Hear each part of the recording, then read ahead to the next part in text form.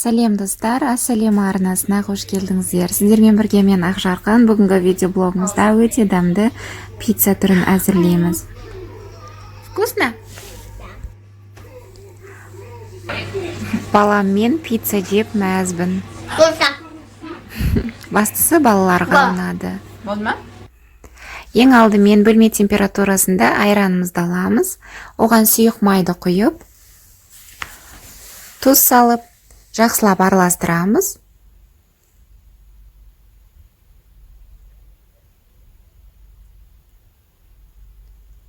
Ұнға ұн қопсытқышты қосып, оны електен өткізе отырып, қамыр илейміз.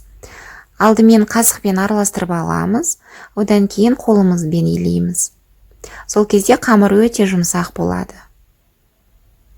Осылайша екіге бөліп, 10 минутқа бетін жауып, былай алып қоямыз.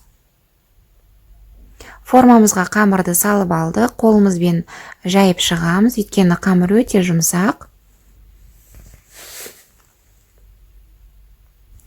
Кетчупты жағып,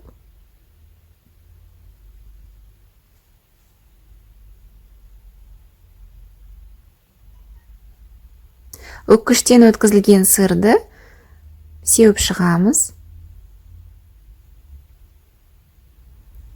Енді қызанақты дөңгелектеп турап алдық. Сырдан кейін қызанақты тізіп шығамыз.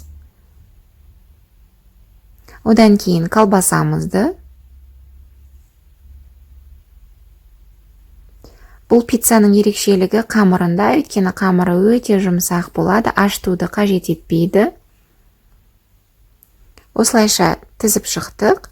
Енді бетіне тағы да сырды сеуіп шығамыз. Алдын ала 180 градуста қызған пешімізге 20-25 минутқа пісіріп аламыз.